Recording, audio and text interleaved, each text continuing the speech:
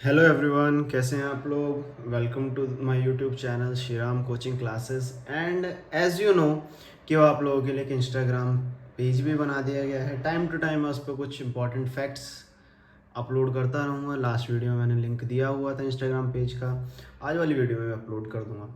तो आज की क्लास में मैं आपके लिए डीएनए और आरएनए, ये कुछ ऐसे कॉमन टॉपिक हैं जो आपको क्लास 12th में बायोमोलिक्यूल चैप्टर में देखने को मिलेगा एंड क्लास 12th में ही बायोलॉजी में जो चैप्टर हैं उसमें देखने को मिलेगा आपको। चैप्टर है principle of inheritance and variation और उसका नेक्स्ट चैप्टर है मॉलिकुलर बेसिस ऑफ इनहेरिटेंस। तो जो बायो का 6th चैप्टर है molecular basis of inheritance and जो बायोमोलिक्यूल चैप्टर जो केमिस्ट्री में आपके अपडेटेड सिलेबस के हिसाब से चैप्टर नंबर 10 है, उसमें दोनों में आपको एक टॉपिक देखने को मिलेगा डीएनए एंड आरएनए। तो सबसे पहले क्वेश्चन आता है what is DNA and RNA. तो बेटा DNA and RNA is nucleic acid. They both are nucleic acid. Now how we are saying, आप जानते हैं डीएनए की फुल फॉर्म क्या है। डीएनए को हम क्या कहते हैं? D oxy ribo nucleic acid. ठीक है। उसके बाद जब हम आरएनए की बात कर रहे होते हैं तो आरएनए को हम कहते हैं राइबो न्यूक्लिक एसिड। ठीक है बच्चों। नाउ हियर्स द थिंग, जब आप राइबो न्यूक्लिक एसिड या डीऑक्सी राइबो न्यूक्लिक एसिड कह रहे हैं इसे, तो उसके बाद क्वेश्चन आता है कि सर न्यूक्लिक एसिड्स क्या हैं। बच्चे देखिए, न्यूक्लिक एसिड्स बेसिकली क्या है? लॉन्ग चेन पॉलीमर हैं जो आपको कहाँ देखने को मिलेंगे? Nucleic acids are basically present in nucleus of cell, nuclei of cell. ठीक है। अब वहीं से वर्ड आ गया nucleic acid. Now nucleic acids are polymer. अगर पॉलीमर है तो आपको पता होगा कि ये किससे मिलके बने होंगे? मोनोमर से मिलके बने होंगे। ठीक है। और जो मोनोमर है इनके, वो मोनोमर का नाम क्या है बेटा? न्यूक्लियोटाइड्स। ठीक है। तो जब काफ़ी सारे न्यूक्लियोटाइड्स आपस में कंबाइन होते हैं, मोनोमर कंबाइन होते हैं, तो वो क्या बनाते हैं? पॉलीमर। और पॉलीमर क्या है? Nucleic acid. We have two types of nucleic acid, DNA and RNA, deoxy ribo nucleic acid and ribo nucleic acid. ठीक है। उसके बाद अगर हम बात करें अगले उसकी, तो अगर आप ध्यान से देखेंगे बेटा तो न्यूक्लियोटाइड के बारे में बात करते हैं। देखिए न्यूक्लियोटाइड क्या होता है? दो वर्ड होते हैं, एक तो होता है न्यूक्लियोसाइड्स, एक वर्ड होता है न्यूक्लियोटाइड। ठीक है। देखिए बेटा न्यूक्लियोटाइड में क्या होता है बेसिकली, अगर आप ध्यान देंगे तो न्यूक्लियोसाइड में बेसिकली होता है आपके पास तीन चीज़ें होती हैं न्यूक्लियोटाइड में। पेंटोज ग्रुप, ठीक है, पेंटोज शुगर, उसके साथ होता है आपके पास फॉस्फेट ग्रुप, उसके साथ आपके पास आ जाता है बेटा क्या? Nitrogenous base.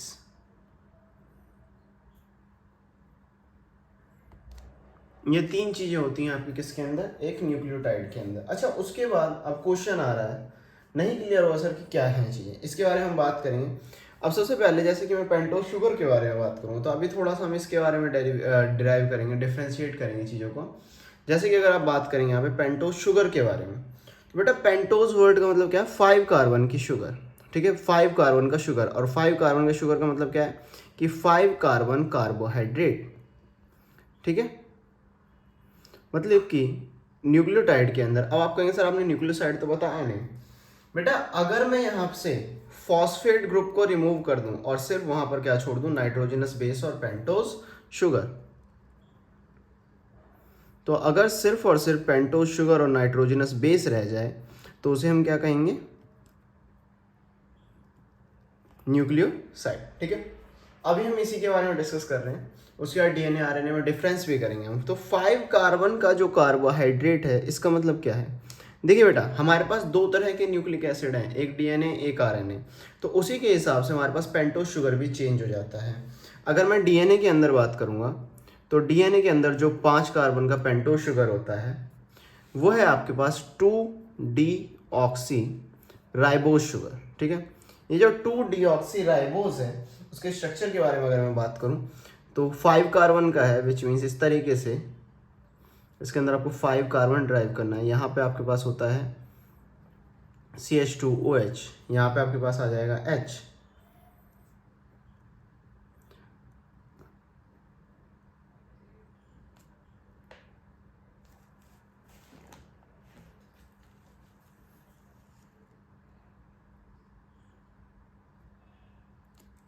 ठीक है बेटा, ये तो डीएनए का है। अभी मैं आपको डिफरेंस बताऊंगा आरएनए में क्या होता है। बेटा आरएनए में जो पेंटोज शुगर होता है, आरएनए में सिर्फ होता है राइबोज शुगर। ठीक है, अगर मैं इसके स्ट्रक्चर को ड्रॉ करूं तो इस तरीके से ड्रॉ होगा। यहाँ पर सेकंड कार्बन पर ये नंबरिंग अगर हम करेंगे, first carbon, second carbon, third carbon, fourth carbon, fifth carbon, यहाँ पर सेकंड कार्बन पर यहाँ पर OH प्रेजेंट होता है।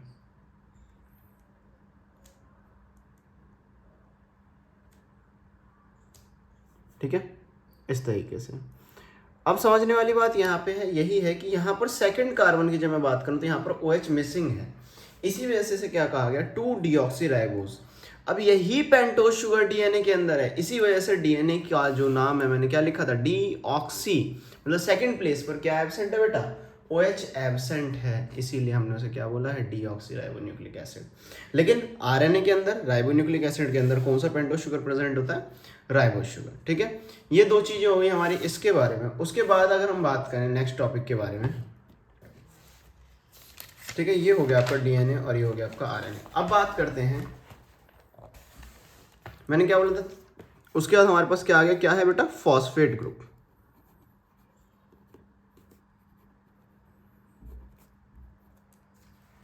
जब हम फॉस्फेट ग्रुप के बारे में बात कर रहे हैं तो फॉस्फेट ग्रुप ही आपका कुछ इस तरीके से होता है। ठीक है, फॉस्फेट ग्रुप। लास्ट आ जाता है आपके पास नाइट्रोजनस बेस। देखिए बेटा, नाइट्रोजनस बेस जो है, नाइट्रोजनस बेस को हमने दो कैटेगरी में डिवाइड कर रखा है। एक है हमारे पास प्यूराइन और एक है हमारे पास पायरिमिडीन। ठीक है, जो प्यूराइन है, प्यूराइन में फिर दो चीज़ें आ जाती हैं, एडिनिन एंड ग्वानिन। ठीक है, पायरिमिडीन के अंदर तीन आते हैं। पायरिमिडीन के अंदर आता है आपके पास साइटोसिन, थायमिन और यूरेसिल। Uracil, YURACIL। अब देखिए बेटा, जब हम डीएनए के बारे में बात करें तो डीएनए में एडिनाइन, ग्वानाइन, साइटोसिन, थायमिन और यूरेसिल। डीएनए में सिर्फ चार होते हैं हमारे पास, एडिनाइन, थायमिन, साइटोसिन और ग्वानाइन। ये चार नाइट्रोजनस बेस किस में होते हैं, डीएनए में। आरएनए में क्या होता है, आरएनए में cytosine, guanine, thymine and uracil. ध्यान रखिएगा, माय मिस्टेक, यहाँ पे एडेनाइन होता है। ठीक है, यहाँ पर थायमिन की जगह पर आरएनए में क्या प्रेजेंट होता है, यूरेसिल।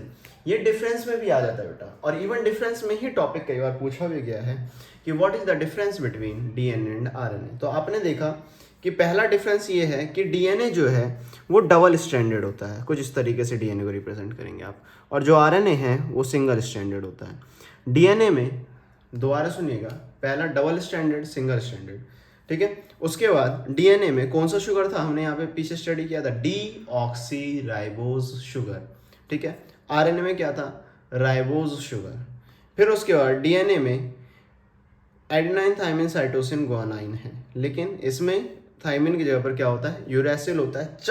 3 पॉइंट हो गए। चौथा पॉइंट ये आप लिख सकते हैं, that DNA is chemically more stable and RNA is chemically less stable.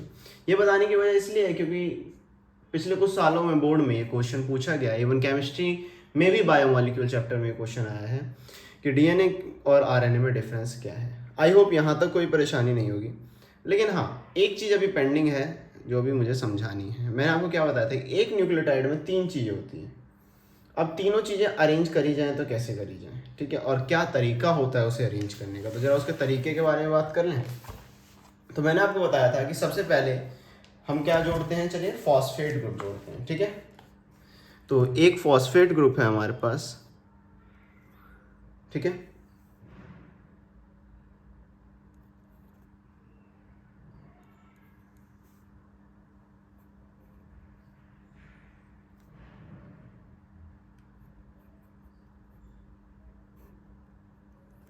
अब ये वाला पार्ट जो है ये क्या रिप्रेजेंट कर रहा है, फॉस्फेट ग्रुप।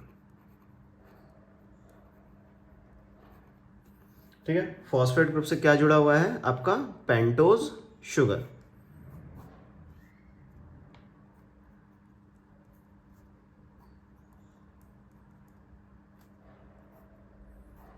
H, ठीक है। और इस वाले, अब ये क्या हो गया आपके पास, पेंटोज शुगर। और ये वाला जो पार्ट होगा, ये वाला जो एंड होगा, यहाँ पर कोई भी नाइट्रोजनस बेस आ सकता है। तो इन तीनों जो चीज़ों को जोड़कर आपका क्या बना, एक न्यूक्लियोटाइड बना। इस बात को ध्यान रखिएगा।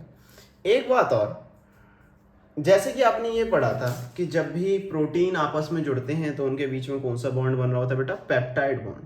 उसी तरीके से जैसे कि जब भी दो न्यूक्लियोटाइड जुड़ते हैं आपस में, तो one nucleotide attaches with another nucleotide with the bond phosphodiester linkage। क्यों कहा जाता है इसे फॉस्फोडाइएस्टर लिंकेज? क्योंकि जब ये अरेंज होता है तो ये कुछ इस तरीके से लगता है जैसे ईस्टर बॉन्ड। आप देखेंगे यहाँ पर ध्यान से तो कुछ देखने में ऐसा लगता है जैसे ईस्टर। तो यही एंड अगर दूसरे किससे अटैच हो जाए बेटा, पेंटोज शुगर से दूसरे न्यूक्लियोटाइड के, तो क्या हो गया, एक न्यूक्लियोटाइड की चेन दूसरे न्यूक्लियोटाइड से जुड़ गई और ये जो बॉन्ड बना बीच में वो क्या हो गया बेटा, फॉस्फोडाइएस्टर लिंकेज। समझने वाली बात ये है कि कभी भी ये डबल बॉन्ड के कारण ये कार्बन कभी अटैच नहीं होता, this carbon will take part in the phosphodiester linkage. I hope यहाँ तक चीज़ें आपको समझ में आई होंगी। इससे आगे अगली क्लास में मैं कोशिश करूँगा कि कुछ नई वीडियोस लेके आऊँ 9th-10th के लेवल के। फिलहाल थोड़ा टाइम कम मिल पा रहा है, but I am trying to be consistent and like share subscribe करना ना भूलें। Thank you all, enjoy the video।